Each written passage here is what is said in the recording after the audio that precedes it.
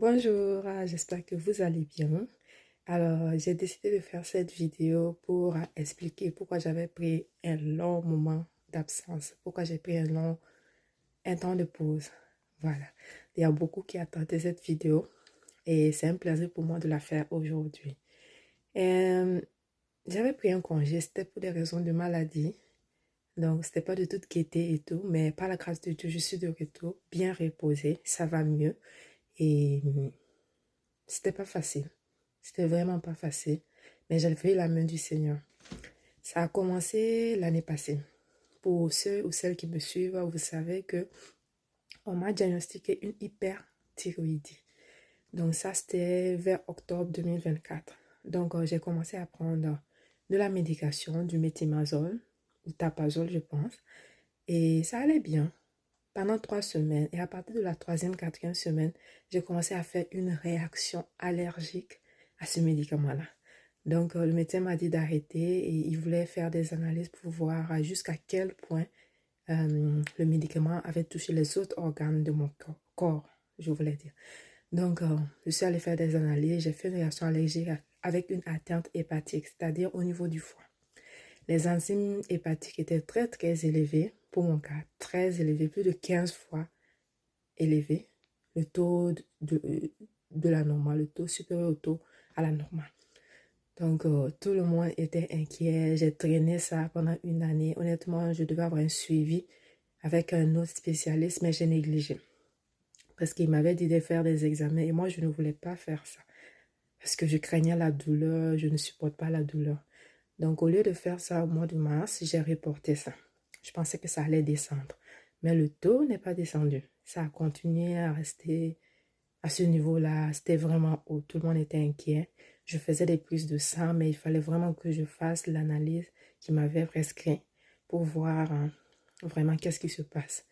Donc, vers le mois de mars, mois d'avril, j'ai commencé à rentrer dans la dépression.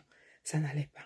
Parce qu'on me disait trop de choses. J'étais dans une atmosphère, tout était négatif. Tout était négatif autour de moi. C'était compliqué. Donc, vers le mois de plus l'hiver, qui était long, hein. Donc, j'avais tendance à être seule, je ne sortais pas. Tout ça, ça ne m'a pas aidé. Donc, je suis tombée dans la dépression vers le mois de mars à fin avril. J'ai traîné, je forçais le travail, je forçais les choses, mais ça ne marchait pas. Complètement vers la fin du mois de mai, début juin, je n'en pouvais plus. Donc, j'ai décidé de prendre un temps de pause, d'arrêter toutes les activités et de me reposer. De toute façon, je n'avais même plus de force, ça n'allait pas.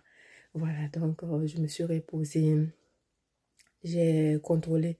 Bon, Dieu faisant les choses, vers la fin juin, j'ai eu une sorte de grippe. Je me demande si c'est pas Covid, mais j'ai eu une sorte de grippe, mon Dieu. Pendant une semaine, je pouvais rien faire, je pouvais même pas manger la nuit, je dormais pas. Donc au mois de juillet, bon, je vais faire une vidéo, ça c'est plus spirituel. Parce que c'est pas tout le monde qui va me comprendre. Donc au mois de juillet, j'ai fait des choses. Fin juillet, ça a commencé à aller. Faut dire que j'avais des palpitations. J'avais chaud la nuit. J'étais angoissée. J'étais triste. C'était très compliqué. Donc, fin juillet, ça a commencé à aller petit à petit. J'ai recommencé à avoir la paix. Au mois d'août, la joie de vivre est revenue. La joie vraiment, là, moi-même, j'étais étonnée parce que, pour dire la vérité, je n'avais même plus d'espoir. Donc, août, ça a commencé à aller, j'ai commencé à sortir, je sortais parce que c'était l'été, j'avais même pas profité de l'été. Je sortais, je suis allée sur le bateau, je suis allée manger dans les restaurants, je sortais avec les enfants, on faisait des activités, je me forçais, il fallait que je sorte rapidement. Donc, j'ai fait ça et après, il y a eu la rentrée à l'école. On m'a programmé vers la fin août pour faire l'examen là, qui était une biopsie du foie.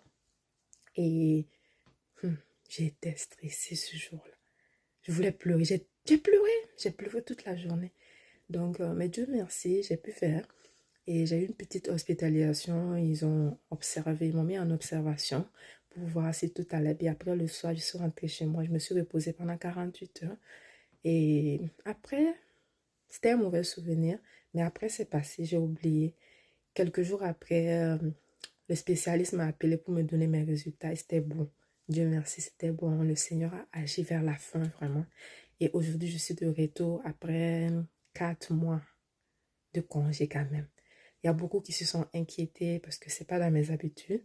J'ai vu vos messages, celles ou ceux qui ont prié pour moi. Je vous remercie, que le Seigneur se souvienne de vous. Il y a des dames qui m'ont envoyé beaucoup de cadeaux et m'ont supplié de ne pas donner leur nom, mais je vous remercie, je suis reconnaissante. Vraiment que le Seigneur se souvienne de vous. Et c'est aussi une action de grâce, des actions de grâce envers mon Créateur parce que c'est lui qui m'a sorti de cette situation-là. J'étais dans quelque chose, même la science n'a pas pu m'aider. C'est le Seigneur, c'est Dieu qui a agi à la dernière minute où je n'avais même pas d'espoir. Alors, j'aimerais parler à quelqu'un. Si tu écoutes mon message et que tu es découragé, tu es désespéré, écoute bien ce témoignage-là. Et si tu as envie de parler à quelqu'un, n'hésite pas, écris-moi. Ça va me faire plaisir de te parler. On va se soutenir, on va s'encourager. C'était tout. Merci vraiment. Je suis de retour. Dieu merci. Enfin, moi-même, ça m'avait manqué, je vous assure. Travail là, parce que moi, ce que je fais là, j'aime tellement ça. J'aime ça que je travaille sans compter les heures. Mais je suis de retour. Et il y a des moments comme ça, tout n'est pas rose dans la vie. Il y a des moments où ça va, il y a des moments aussi où ça va pas trop. Mais le plus important, c'est de ne pas rester là où on est tombé.